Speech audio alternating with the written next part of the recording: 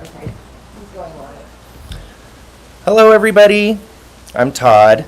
I'm the REEF educator on the Grouper Moon project, and I apologize we're a little bit late. We've been having some technical difficulties. Our internet connection out here has been spotty.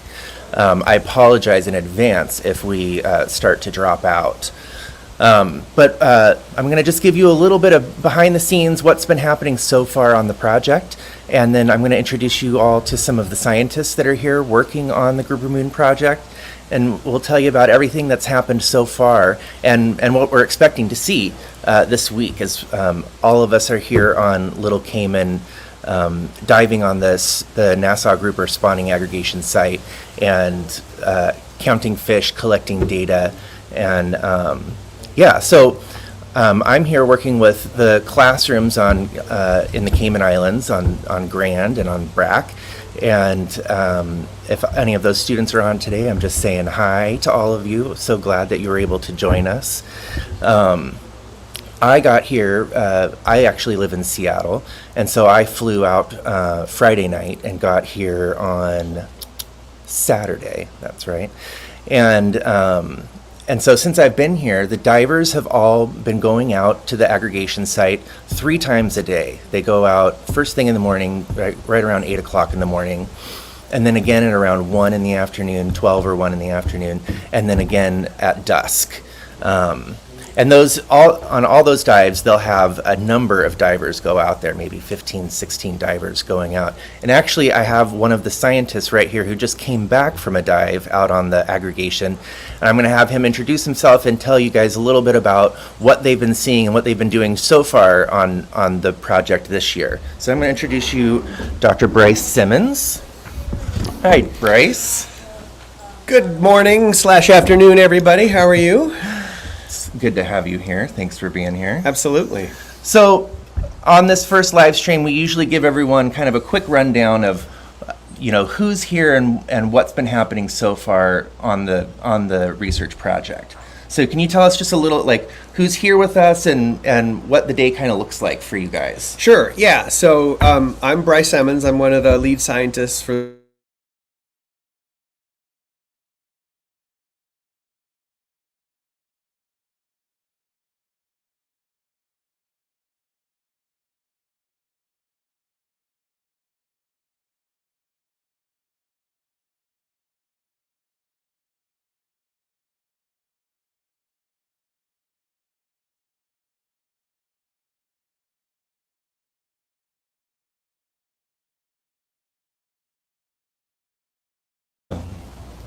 Oh, we're back on. There we are. Sorry about that, you guys. We came back. Here we are. Let's try that again. Yeah, so I am a professor over at Scripps Institution of Oceanography and one of the leads on the project. I'm one of many. We have scientists from actually all over the world here helping us out with Grouper Moon project. Of course, we have importantly scientists from the Cayman Islands Department of Environment who have been part of this project from the very beginning. Obviously, they're the one of the principal drivers of this project. We've also got scientists from Oregon State University and of course the REEF Environmental Education Foundation. And you're at Scripps. Did you mention that? I'm over at Scripps over on the west coast of the U.S. And collectively we all work together during this one window of time in the winter months when the fish are out there spawning in order to collect the information as fast as possible while they're at that aggregation site to do the science that we need to help the Cayman's government manage their fishery well. And so I just began explaining kind of what the day looks like for a Grouper Moon researcher. And I was saying, the day starts pretty early, going out and diving on the aggregation starting at 8, and we go several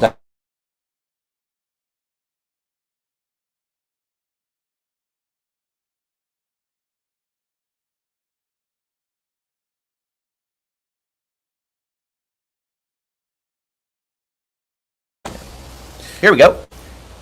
All right, we're back. Sorry about that. We do 3 dives a day. We usually have the first one's around 7 or 8 in the morning, the second one's around 1, and the last one is right at dusk, and that's when they spawn. So Awesome. during the first 2 dives of the day, the fish are all out there just as in the evening, but they're not spawning, they're not reproducing. They're all just kind of milling around, checking each other out. spending some time kind of deciding who might be a good other fish to reproduce with, as near as we can tell. We assume that's what they're doing, but Right. they're all milling around out there. And looking at each that's not typical behavior for the Nassau, No. right? What are they typically doing? Yeah, normally the rest of the year when they're not right out on that western tip, they're spread throughout the entire island. So all those fish out there Yeah. come from all around the island, and they're normally solitary. So they don't usually hang out. Like, this is very abnormal for this one time a year for them to get together. Yeah, normally they're alone and they don't like to be with others because they're defending their area of reef and their food sources. Right. And they want to be alone. So if they were on their home reef on the, any other time of the year, if another Nassau came close to them, what would happen? That generally they would get aggressive to try and say, hey, look, this is my territory, back off. Right. I mean, there is quite a bit of overlap in the territory, especially when you get many thousands of fish on a tiny island like this. But in general, they try and spread out and defend their territories so Okay. that they can carve out their piece of habitat so they can have enough food to last another year to reproduce. Right.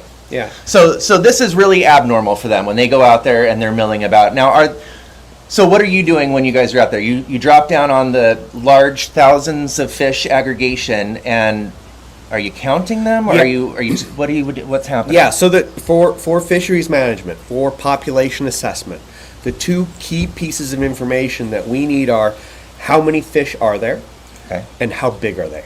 Those are the Right. two pieces of information that allow us to get at things like Why is size so important? it tells us two things. First of all, it allows us to get at biomass. Okay. And the other thing it tells us is the age of the fish, coarsely. Right. So it'll tell us whether or not there's an arrival of a new bunch of babies or young teenagers at the aggregation site. We can also look at how those individuals grow through time, and we can look at how long how many times they return to that aggregation over time. Okay, so if you're measuring them, you can't go up with a tape measure and measure a moving fish. So how is that happening? What are you doing? So we use today's world, we use one technology primarily to get at their lengths, and that's stereo video. So, the reason we have two eyes.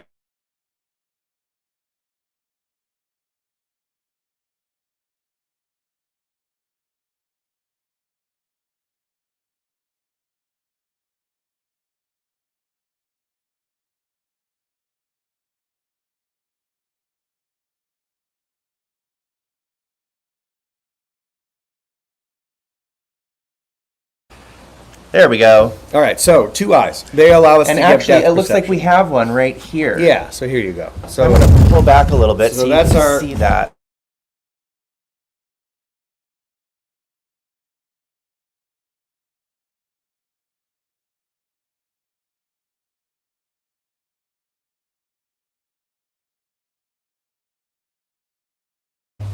Okay, perfect. all it really is two GoPro cameras in these really sort of machine grade housings that keep the GoPro in perfect position. And we can use software to mesh these two streams of videos from these two different GoPros together in the same way that our brain meshes the two vision systems from our eyeballs in order to calculate the depth of everything in the field of view.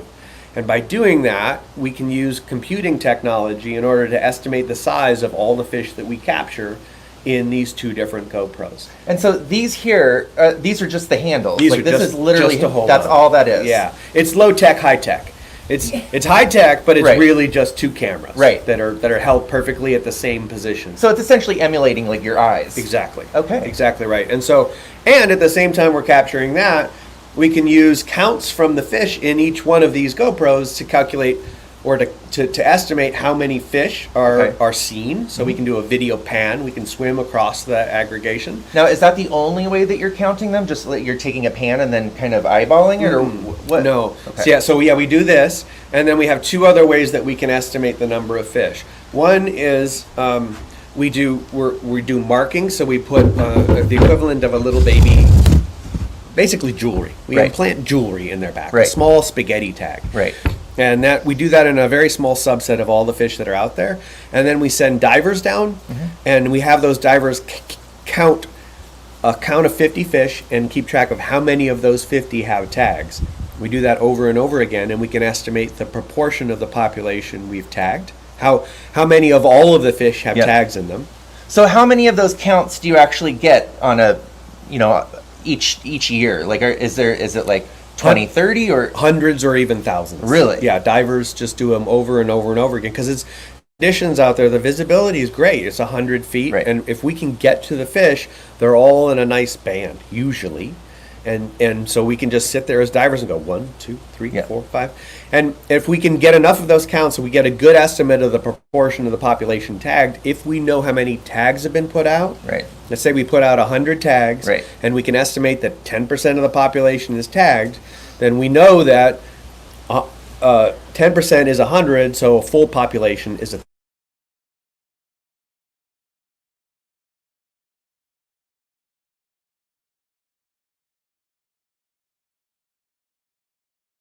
That's how we. Oh. All right, and we're back. Yeah, so we would need as many. The more tags we get, the more accurate of an estimate of that proportion Right. we can come to. Now, the other thing that we do is, again, with those videos that we capture, we're using facial recognition of fish. So just like you and me and Todd, we have faces that are easily recognizable. And So like on your phone, how you use your phone to open with your exact same technology. And how does that work with a fish, though? I mean, our faces are nothing like a fish's face. Yeah, fish have, especially Nassau grouper, you've probably seen pictures of them. They have like almost a tiger striping Right. pattern. Well, each one's tiger stripes are slightly different and unique. And so we can use those unique patterns on the size of fish and artificial intelligence to say with certainty, yes, this is the same fish. And so we can actually track individual fish across many years, coming back over and over and over again. And so within years, we can do marker capture using that facial recognition. So we're working towards getting rid of all tagging. Right. And just using AI, facial recognition, to do marker capture and getting estimates that way. But we can also, because we can recognize individual fish, we can say, there's Bob. Right. Bob has been here the last 3 years. Bob's grown 3 inches. So we can do a lot more.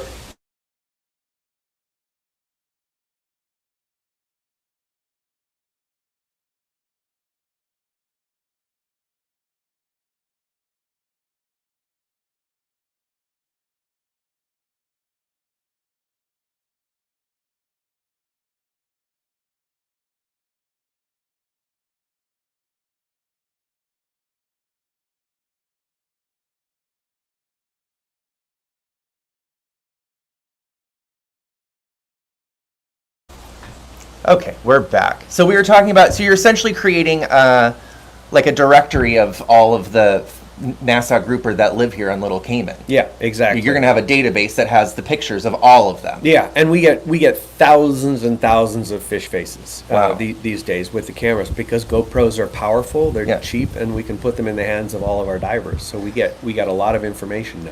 Now, you were talking, you gave a talk at Little Cayman Beach Resort the other night, and you were saying that now some people are able to, if they see a Nassau on the reef, they can take a picture and send it to REEF? Yeah. Is that true? Yeah, so coincident with our development of this AI facial recognition for grouper, we've created grouperspotter.org, which is a website which is just about to be launched. You can Oh, actually okay. go to it right now and see it. And that allows citizen scientists that are diving on the reefs the rest of the year, not just in Cayman, but anywhere where you can see, in fact, Nassau grouper and soon to be Goliath grouper and eventually camouflage grouper over in the Pacific.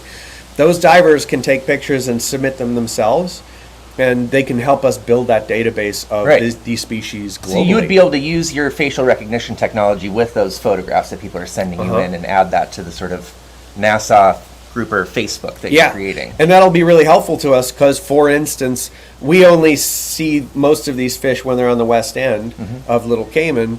Where's their home site? Right. Does that change over time? Right. And we can get that kinds of information from divers the rest of the year who are opportunistically taking pictures and submitting them, which I think could be very powerful.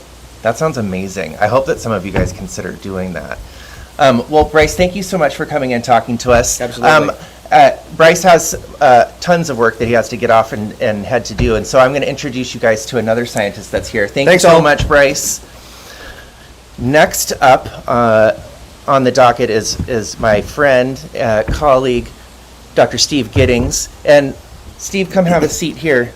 Hi, all. Hi. Welcome. Thank you for coming. Thank you for having me. So, before we talk about this, can you introduce yourself a little bit? Who you are, your background, with how did you get started with this project?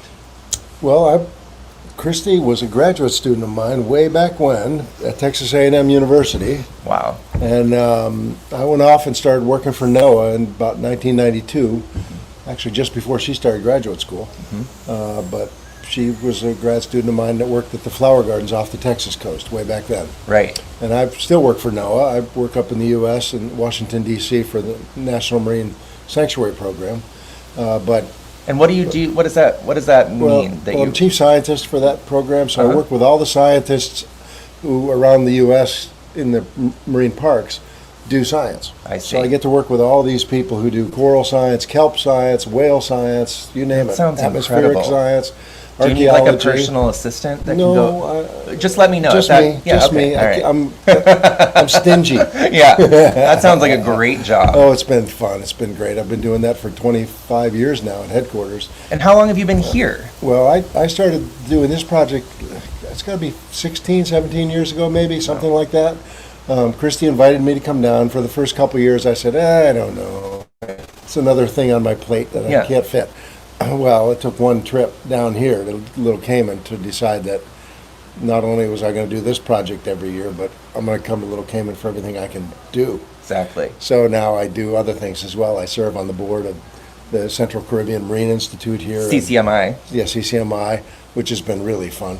But this project has been the real draw for me. Every year I've been So this coming. has really pulled you into the Cayman Islands. Completely. Wow. Completely. And it's What partly about because- it? Do you think? Well, you know what it is? It's the success of this project, for one thing. And it's one of the best in an age where conservation is not doing too well in so many areas. It's certainly doing well with Nassau groupers here. So that's a testament to the government here, the scientists who've been working on the project, advising them on what it would take to restore this population, and it's been working. We've seen this population come back from, I don't know, somewhere less than 2,000 fish Right. to something probably more than 10,000 fish. So it's increased dramatically over all these years. And not just here, but Cayman Brac. We were just Right. over there yesterday. So you were, and what did you see? You guys, so the scientists are here going out to the aggregation site on Little Cayman 3 times a day, diving, counting. Yep. But you also are going over to Cayman Brac, which is just that way, not too far. What are you doing out there? Well, the reason we go to that island is because there used to be an act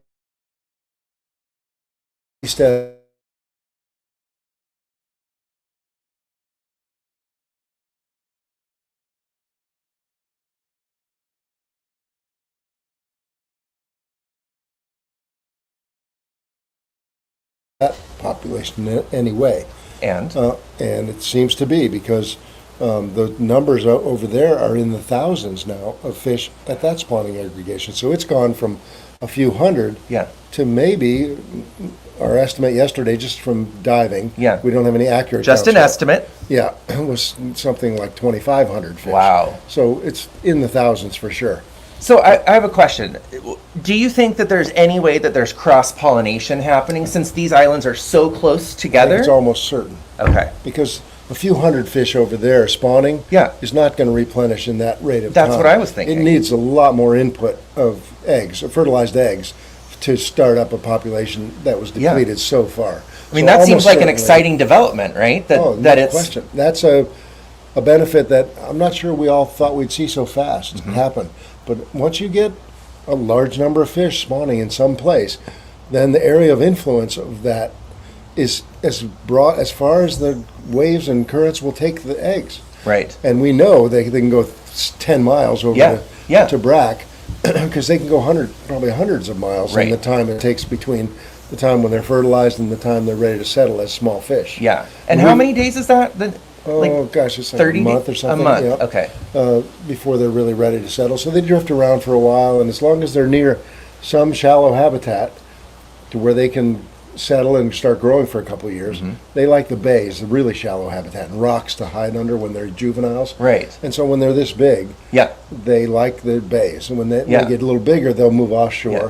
And then when they're 5, 6 years old, they might start showing up out at the spawning site even. Now, why they do don't they do it at first. Why do they come into the bay when they're so young? What is it about the bay Good that's place to hide, and Okay. whatever it is they eat when they're young, right? it's probably in the bay, whatever Okay. that is. I don't know what it is. But all the requirements they have is to stay alive and to eat Right. when they're young. Right. So they need shelter. And the bay has a lot of rocks that are thrown up during storms, and they can hide under the rocks.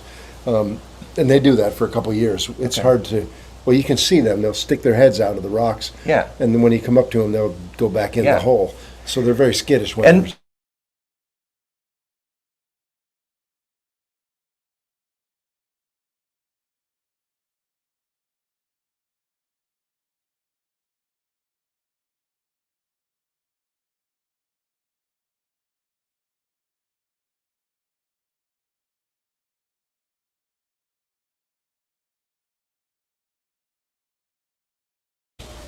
all right, we're back. Okay, so what I was saying was in 2012, we had what's called a big recruitment year. What does that mean? That means the currents were appropriate to bring bring a large number of the fertilized eggs back to this island Okay. when they were about ready to settle. So that doesn't not happen every year. Doesn't happen every year. A lot of times they just distribute who knows where, Cuba or Jamaica or nowhere. Right. Middle of the ocean. Yeah, just So eat. the, So the sometimes vast majority of eggs that are laid by females don't end up as adult fish.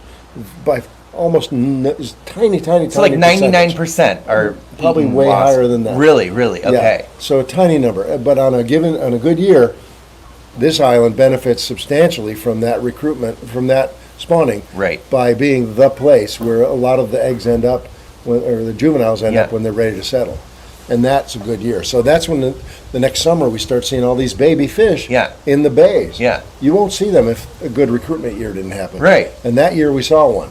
Yeah, And- but and the then dive shops were calling in and telling us that they were seeing. seeing babies, and then we went out and looked, and we found a bunch. Yeah. They did little fin clips, little tissue takes from the fish when we caught them. What were you doing that for? Well, you could prove that they were from the same genetic stock that was out there. I see. And so they were able to show that those fish were from this island. Yeah. And I was really surprised when I went out with them snorkeling when we were looking for the little baby Nassau.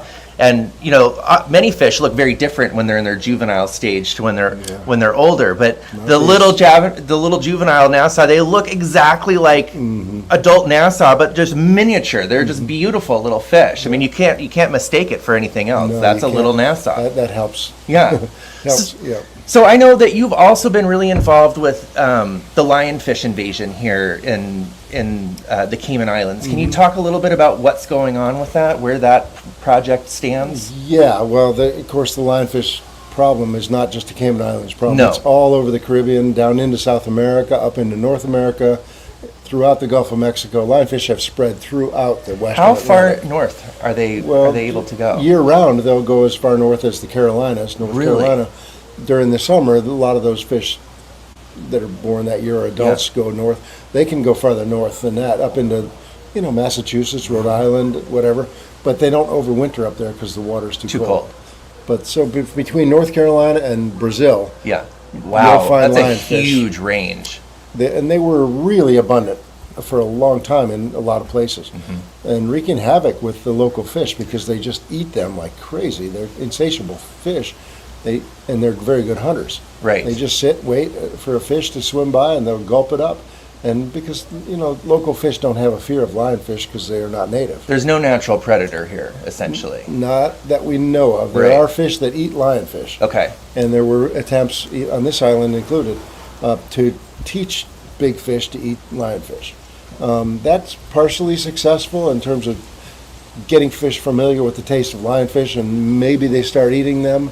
But there was never a whole lot of proof that there was natural predation of lionfish after they were taught, after the groupers were taught to eat them. Okay. And there were other consequences that followed where sharks started following lionfish hunters when they were feeding, and So that was training them to do something we didn't really want them to do. Yeah, so we really started discouraging Yes. feeding lionfish to local fish. Now, I remember you've been out here a couple of years with these big netted Yeah. traps. Or, Well, one idea, because lionfish were so abundant for a good number of years, yeah.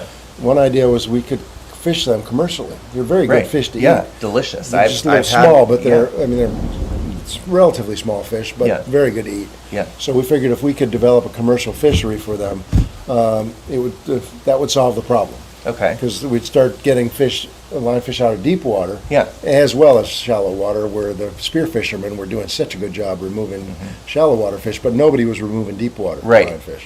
And they can go pretty deep? I think 1,000 feet. So Wow. they're way down, a lot more down deep than there are shallow, probably.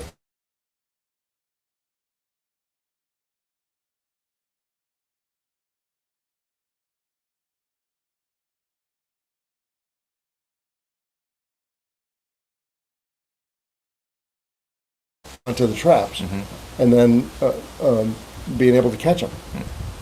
But that's artificial reefs. They Right. need to be tested around natural reefs. Right. So down here, I built some traps. I tested my initial traps even down here because I was here anyway. Yeah. So I came down here loaded with traps that I would build once I got here and then test them during this Right. grouper project when I had a few hours. So that was fun. How would a trap work? Like how are you going to catch? The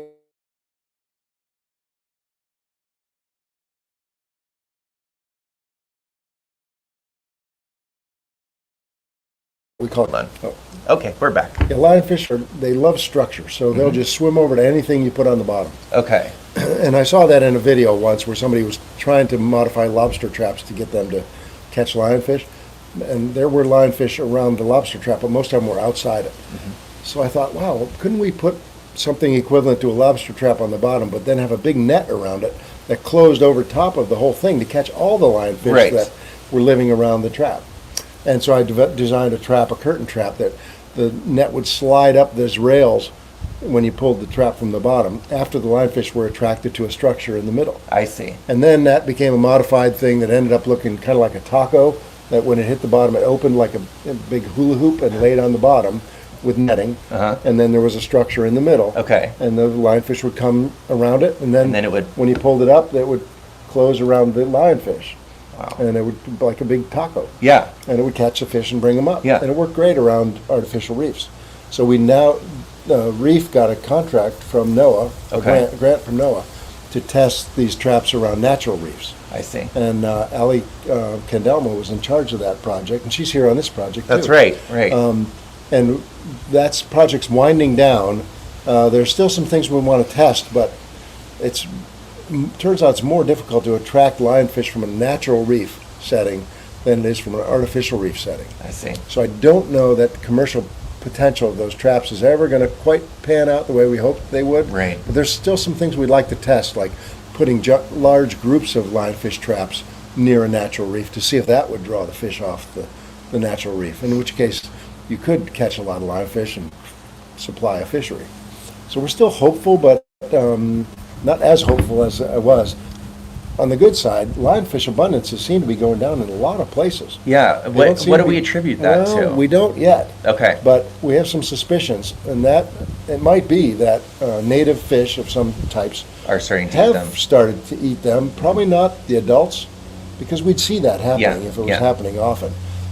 Sharks maybe, I don't know, but there's a lot of species that have been documented to eat adult lionfish. But my suspicion is that there might be fish out there eating juveniles, which are much smaller, Right. much easier to get down your throat, Right. because they have all these spines coming off Exactly. them, and they're easier to swallow. And they are tasty and probably don't bother the fish that eat them when they're small. And that could be groupers, it could be snappers, it could be all kinds of fish could be eating juvenile lionfish. And if that's happening, we'd be seeing fewer adults on the Yeah. reefs, which is what Yeah. we see. Yeah. So it makes some sense, but it hadn't been documented yet. What we probably need to do is get some fishermen to give us stomachs of fish that they're And catching, I see. so that we can just look at all kinds of fish Yeah. and see if there's any juvenile lionfish Yeah. in there. That would answer that question. So this is ongoing. Still, Lionfish invasion is ongoing. lionfish science is still happening. Yeah. but a somewhat lower, reduced rate than it was because it was such a big problem Right. and a big concern for Right. so long. Now people aren't quite as concerned about it because They're they're just seeing not less seeing of the them. numbers. Okay. Nature, we always said, we need to help control lionfish until nature figures it out and Right. it comes up with its own solutions, whether it's diseases or Yeah. predation or parasites or some other thing that reduces the reproductive So potential. some sort of the balance is lionfish. starting to happen. Maybe, like Int- it happens with a lot of invasive species. Right, right. Okay, so before I let you go, have you been out at the aggregation site today?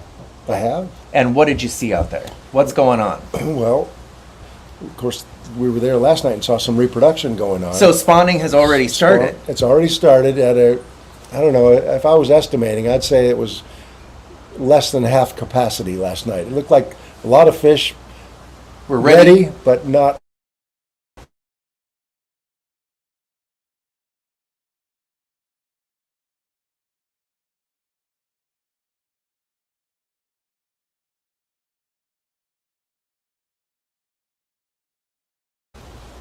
All right, we're back. Yeah. Well, we know last night was a reproduction night. We think tonight's probably going to be a much larger one. And one reason we think that is because the females that we were seeing out there this morning, a lot of them were much fatter than they were yesterday. They hydrate and their eggs get bigger and bigger and bigger until they're ready to release. And that happens usually the day before they spawn. So you can actually see, like, one day they're kind of, like, all of a sudden fatter. Yeah, they look normal one day, Uh-huh. and then their bellies are like that the Yeah. next day. And that's when the females are ready to go. I see. So I'm guessing tonight is going to be a big night. So what is that like when you go out? What time do you go out there to see them spawn? Well, if you get in the water around 5:45 Uh-huh. or so, which is well before sunset, Right. oftentimes on the big nights, they're already starting to spawn down there. Okay. There's a lot of Nassau groupers all over the place. Some shallow, some deep, some way up the reef that way, some down the reef that way. So you don't know 100% whether a bunch of spawning is going on earlier, way down deep, Right. and things like so that. you could be missing some. You could be missing some, but we go out and get in the water maybe 5:45, and then by 6 o'clock it's really heavy. On the big nights, spawning's really started up, and the visibility starts to drop. Normally it's crystal clear water out Right. there, but there are times when you can't see 5 inches in front of your mask. And that's just Because- from all the gametes floating in the water. It literally turns it into, like, cloud. A cloud. You're Yeah. swimming through a cloud, which is really unnerving because other things are swimming through that cloud too. Yeah, like Group- larger predators, Well, maybe. A lot of groupers, for Yeah. one thing. They're bumping into you left And and, they're big. right because they're interested in other things, so they just bump into you. And then they got the sharks come through, and there aren't that many sharks, but when they come through and munch on the groupers while they're spawning, you just don't. You wonder whether there's one out there with your name on it. They've gotten kind of too close for comfort a few times. Yeah. So I try to stay out of those clouds as much as I can. And sometimes we have to go in though and collect eggs, Right. and then you have to stay inside. But if I'm not doing that, I'm getting out of that cloud because it doesn't cover the whole place all of a sudden. You can get out of it and I see. into it and whatever. Stay away from the sharks. And how long does it last? How long will they be spawning for in the evening? The real heavy duty spawning is over maybe a half-hour period or so. Okay, so it's really brief. It's like, Pretty brief. and then Yeah. done. By the time, also we run out of air and we have to leave. Right, because So it we is don't- pretty deep where we you guys don't know are. a lot about what's happening after 6:30 or so, but it looks like it dwindles after that. So And what else are you seeing out there? Is it just the grouper, or are there other fish out there during all- the spawning time? all kinds of fish sort of get excited when the spawning happens I would- because yeah. it's free meals. They just go and eat eggs like crazy. It's a lot of small fish, and So it does attract. it seems to attract all kinds of fish, and even some other groupers are in amongst, for some reason, I don't know why, in amongst the Nassaus, and some of those groupers are at that site this time of year because they're also going to be spawning probably a day or two later or during the afternoon or at some other time, not usually at the same time with the Nassaus because that wouldn't make sense Right. from an evolutionary standpoint. Sure. Eggs would never find each other. Right. So they usually have their own spawning times, but we see several other grouper species out there. And why do you think this project has been so successful? Like, is it sort of a magic combination of elements, or what is it that Cayman Islands has done right that has made this be such a success? It was reacting quickly when they realized they had a crisis. Okay. Because another year or two, those fish would have been fished out. Right. Out there. Yeah. But they put in place regulations, restrictions on removals. In a sort of an emergency ruling says for the next few years, we just can't have you taking Nassau's out because we got to get them to recover. Right. And then they put some permanent rules in place that limit the amount that you can take for most of the year. Exactly. And then during this time of year, shut it down now, where you can't take any fish During spawning. because you'd have to go out there to do it. Right. And that just would deplete the population. Yeah, because you're It's so taking them easy to before they've. catch. Yes. And you don't want to catch them before they reproduce, when they're young and so forth. So you just give them a break. That's all this is. Right. Give the fish a break with regulations, and then we can watch and see how nature responds when you take your foot off its neck. Yeah. And that's really all we've done is Yeah. reduce the pressure. Right. And So it's that's- not about stopping fishing Nassau. It's about protecting that population so that it can go on to the future, so we can continue to Yeah. enjoy Nassau into perpetuity. And as the future, comes and numbers continue to rise, we'll figure out what's an appropriate level Yeah. of harvest versus leaving in place. Yeah. And what sizes you should leave in place. They have these things called slot limits where you can take mid-sized fish but not super large fish, because the super large fish have tons and tons of eggs compared to the mid-sized fish. Okay. And So you the wanna bigger leave the biggest fish, fish the there. older fish, those are really the most productive. The most productive. And then the younger ones, you can't take them because they need to get a chance Right. to reproduce into the population for that genetic diversity that you need. Okay. So this thing's called slot limits where you're allowed to take the mid-sized fish. Right. But not big ones. Interesting. Or small ones. Well, thank you so much for coming out and talking to us. It warms my heart every time we talk about Grouper Moon. Same Just here. what an amazing project this has been, and I know I feel very grateful to be able to be part of this, and Same and to here. get to meet amazing here. people like you. Well, So thank you, Steve. thank you. All right, you guys, I want to thank you all for joining us today. That's all the time that we have for today's talk. But join us tomorrow, same time, 10:30. We'll have another talk tomorrow and Wednesday at 10:30. And then on Thursday at 10:30, we're going to take you underwater with our brand new underwater comms equipment that we tested yesterday. And miracle of miracles, everything worked perfectly. So we're hoping we'll be able to get to take you down and show you what's under the water here on Little Cayman. Thanks everyone for joining us. Have a wonderful day, and we'll see you tomorrow. Go Grouper Moon.